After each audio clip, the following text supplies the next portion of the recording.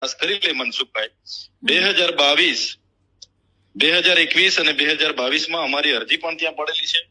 એમાં કોના વ્યક્તિગત સ્ટેટમેન્ટો લેવામાં આવ્યા, અમારા સ્ટેટમેન્ટો એ પણ ત્યાં પડેલા છે. અમે આવેદન પત્ર સરપંચોને લઈને આપ્યું, એમાં 31 જેટલા સરપંચો ડેડિયાપાડાના હતા, બીજા સાગબારાના હતા, બધાની સહી સાથેની યાદી ત્યાં પડેલી છે. તો મનસુખભાઈ, અમે આટલો બધો વિરોધ કર્યો તો મનસુખભાઈને પણ મળ્યા હતા. જે તે વખતે સરપંચ પરિષદ નર્મદા જિલ્લાનો આખું સરપંચ પરિષદ મનસુખભાઈને પણ મળ્યા હતા. એમને પણ કીધું હતું. પણ મનસુખભાઈ આ જલારામ એન્ટરપ્રાઇઝ ને લાવવા સૌથી મહત્વનો ફાળો પણ બચુભાઈ ખાબડ પછીનો હોય તો મનસુખભાઈનો છે. મનસુખભાઈને પૂછો તમે એમની કેરી કેવી લાગતી હતી, એમનો પ્રસાદ કેવો લાગતો હતો, મનસુખભાઈ જવાબ આપે. અમે તો સ્થળ સ્થિતિ તારીખ હાથે જવાબ જણાવવા માટે તૈયાર છે. એટલે મનસુખભાઈ શું બોલે છે એની સાથે અમારી કોઈ નિસ્બત નથી. મનસુખભાઈએ જો અમારી સાથે જાહેરમાં ડિબેટ કરવાની હોય તો અમને બોલાવે, અમે પુરાવા સાથે આવવા તૈયાર છે.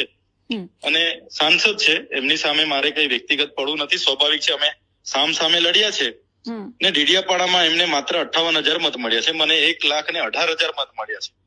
ઝઘડિયામાં નેતા બરીને ફરે છે, ત્યાં અમને 36,000 ની મારી લીડ હતી, 1,07,000 મને મત મળ્યા છે. મનસુખભાઈને વિનંતી કરો કે ભરૂચમાં જે કૌભાંડ થયું છે એની બાબતે પૂછો એમને. જંબુસર, આમોદ, વાગરા, કરજણ એ બાજુ મનસુખભાઈ નું ધ્યાન છે કે માત્ર ડેડિયાપાડામાં પડ્યા પથારીયા રહેવાનું છે. અહીંયા તો મનસુખભાઈને કોઈ નેતા સ્વીકારતું નથી. એમને મળી એના કરતા તો ડબલ મારી લીડ છે.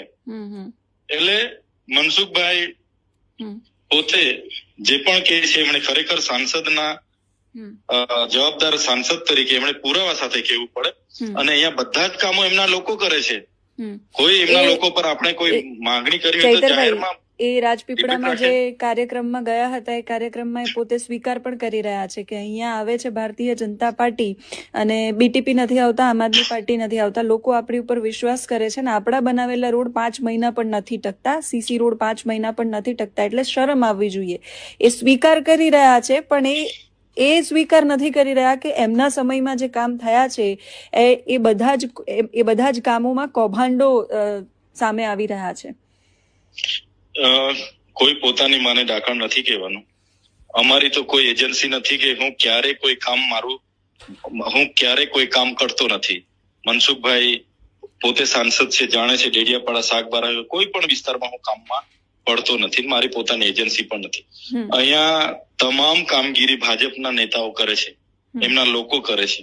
અને કૌભાંડો થાય છે ત્યારે આવા અહીંના સ્થાનિક નેતાઓ એમને છાવરે છે. પણ જે લોકોના હકના પૈસા આવે એમને લોકોને ના મળે, જે કામ માટેના પૈસા ના મળે, એટલે હું તો સ્વાભાવિકપણે હું બોલું છું ને બોલવાનો છું.